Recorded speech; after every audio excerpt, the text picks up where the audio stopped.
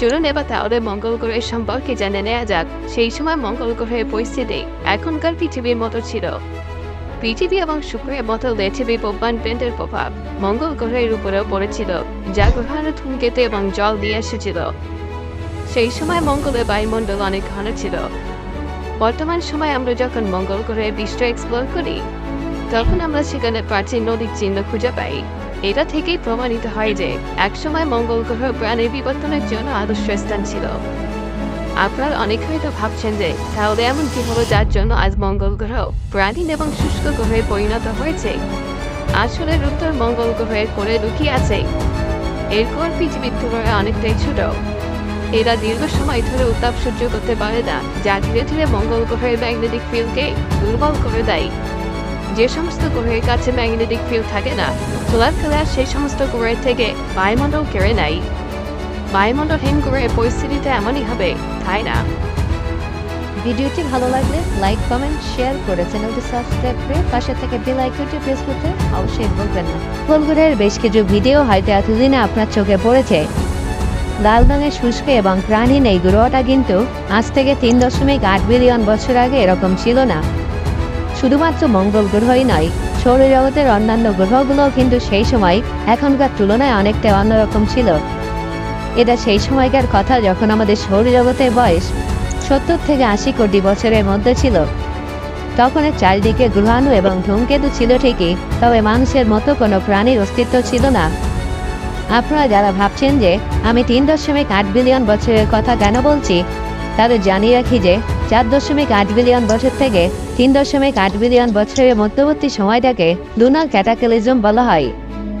এটা ছিল সেই সময় যখন সৌরজগতের বিভিন্ন গ্রহে গ্রহাণু এবং ধূমকেতুর সংঘর্ষে একেবারে সাধারণ ব্যাপার হয়ে উঠেছিল, কারণ সেই সময় ধূমকেতুর বৃষ্টি হতো। এই ধরনের একটা সংঘর্ষ গ্রহের পরিবেশ এবং জীবন ধারণের পরিস্থিতির উপরে প্রভাব ফেলেছিল। যদি এই পরিবর্তন কিন্তু সম্পূর্ণ সৌরজগতে দেখা যায়নি, শুধুমাত্র টেরিস্টেরিয়াল প্ল্যানেটেই দেখা যেত। এর পেছনে অন্যতম কারণ ছিল তাদের গ্যাসীয় উপস্থিতি। আমাদের গ্যাসীয় গ্রহ বৃহস্পতি, শনি, ইউরেনাস এবং নেপচুনে গ্রহাণু এবং ধূমকেতুর বৃষ্টি ভালো মতোই হয়েছিল। তবে এই সংঘর্ষের প্রভাব তাদের মেঘের মধ্যে আটকে যায় এবং তাদের উপস্থিতিতে কোনো পরিবর্তন দেখা যায়নি। অর্থাৎ আমরা যদি জলে কোনো পাথর ফেলি, তাহলে কিছুক্ষণের মধ্যে জল অস্থির হয়ে যায়, তবে কিছুক্ষণ পর জল আবার আগের মতো স্বাভাবিক হয়ে যায়। এই গ্রহগুলোর ক্ষেত্রেও বিষয়টা একই রকম হয়েছিল, কারণ এগুলো গ্যাস দ্বারা তৈরি ছিল, তাই এদের উপরে সংঘর্ষের তেমন কোনো প্রভাব পড়েনি। কিছু কিছু বিজ্ঞানীদের মতে গ্রহাণুর প্রভাবের জন্য শনি এবং বৃহস্পতি গ্রহের রঙে সামান্য পরিবর্তন এসেছিল, কারণ সেই গ্রহাণুতে উপস্থিত মিনারেল মেঘে মিশে গিয়েছিল। এটা আমরা তখন বুঝতে পারি যখন 1994 সালে কমেট শুমেকার লেভি নাইট বৃহস্পতির মেঘের সঙ্গে ধাক্কা খেয়েছিল।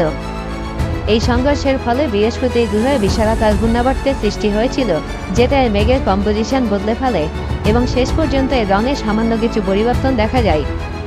অর্থাৎ এই গ্রহের সব থেকে বেশি যে পরিবর্তনটা লক্ষণীয়, সেটা হলো রঙের পরিবর্তন।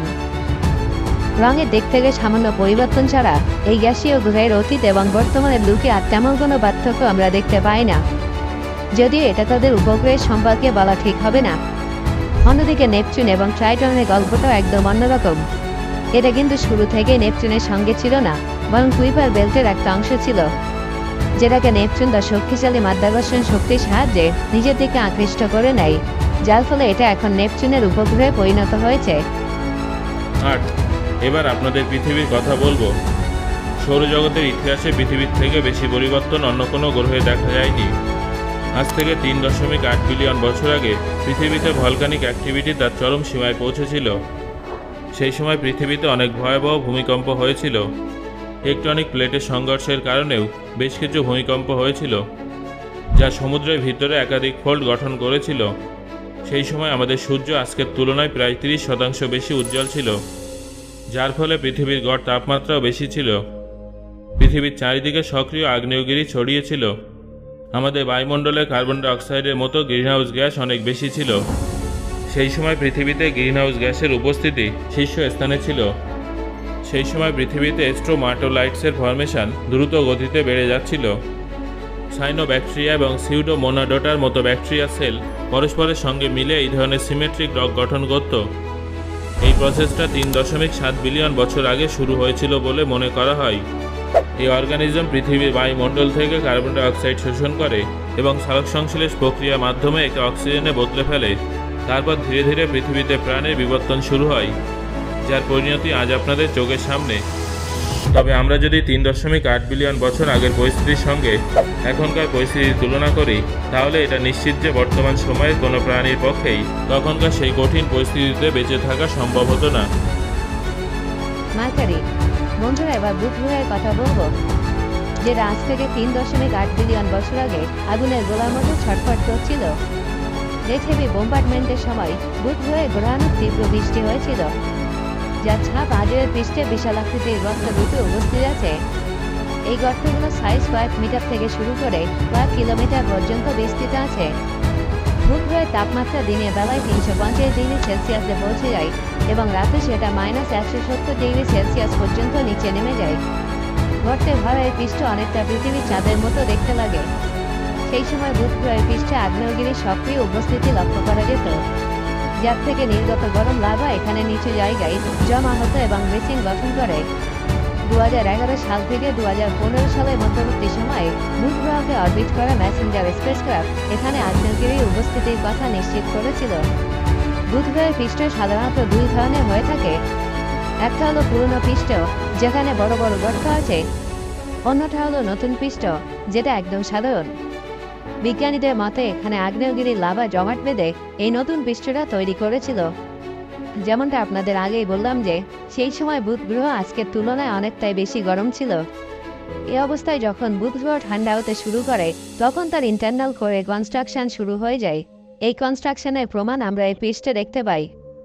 যেভাবে আমাদের চাঁদটা মাধ্যাকর্ষণের কারণে পৃথিবী সমুদ্রে আসে জোয়ারের কারণ হয়ে ওঠে, ঠিক সেইভাবে সূর্যের এত কাছে থাকার জন্য বুধ গ্রহকে সূর্যের টাইডাল ফোর্সকে সহ্য করতে হয়। এই টাইডাল ফোর্সের চাঁদের টাইডাল ফোর্সের তুলনায় 17 গুণ বেশি শক্তিশালী, যার ফলে বুধ গ্রহের পৃষ্ঠে অনেক জায়গায় টাইডাল ব্রিজ দেখা যায়। বন্ধুরা, বুধ গ্রহের পৃষ্ঠ এবং তার মধ্যে উপস্থিত বিশাল আকৃতির গর্ত এটাই প্রমাণ করে যে এর অতীত অত্যন্ত ভয়ঙ্কর ছিল এবং এই ছোট গ্রহটা তার জীবনকালে অনেক কিছু সহ্য করেছে। ভেনাস, বন্ধুরা এবার পৃথিবীর সবথেকে কাছের প্রতিবেশী গ্রহ শুক্র গ্রহের সম্পর্কে আপনাদের জানাবো। এখন শুক্র গ্রহে সালফিউরিক অ্যাসিডে বৃষ্টি হয়। এর পৃষ্ঠের তাপমাত্রা 480 ডিগ্রি সেলসিয়াস পর্যন্ত পৌঁছে যায়, যা একে সৌরজগতের সবথেকে উত্তপ্ত গ্রহে পরিণত করেছে। তবে এটা কিন্তু প্রথম থেকে ছিল না। একসময় এর অবস্থা অনেকটা পৃথিবীর মতোই ছিল। হেভি বোম্বার্ডমেন্টের সময় এখানে অনেক গ্রহাণু এবং ধূমকেতু এসে পড়েছিল। ধূমকেতু বরফের বড় বড় চাই নিয়ে এসেছিল। যখন এই বরফ গলে যায়, তখন জলের নদী এবং সমুদ্র তৈরি হয়। মনে করা হয় যে একসময় শুক্র গ্রহের তাপমাত্রা প্রায় 50 ডিগ্রি সেলসিয়াস ছিল, যেটা জল ধরে রাখার জন্য একদম সঠিক ছিল। এই ধরনের পরিস্থিতি প্রায় 30 কোটি বছর ধরে ছিল। সেই সময় হয়তো শুক্র গ্রহে জলের উপস্থিতি ছিল এবং প্রাণের বিবর্তনেও সম্ভব ছিল। কিন্তু তারপর এমন কিছু হয় যে শুক্র গ্রহের বায়ুমণ্ডলে কার্বন ডাই অক্সাইডের মাত্রা বাড়তে থাকে, যার ফলে শুক্র গ্রহের তাপমাত্রা বাড়তে থাকে এবং সমস্ত জল বাষ্পীভূত হয়ে যায়। শুক্রের বায়ুমণ্ডল অনেকটা ঘন, সেই জন্যই কার্বন ডাই অক্সাইডের মতো গ্রিন হাউস গ্যাস এখানে চাপা পড়ে থেকে যায়। এই জন্যই আজ এই গ্রহের তাপমাত্রা 480 ডিগ্রি সেলসিয়াস পর্যন্ত পৌঁছে গেছে এবং এর ভূপৃষ্ঠ নরকের সমান হয়ে উঠেছে। স্বাভাবিকভাবে এই পরিবর্তনের কারণে শুক্র গ্রহে প্রাণের বিবর্তন সম্ভব হয়নি।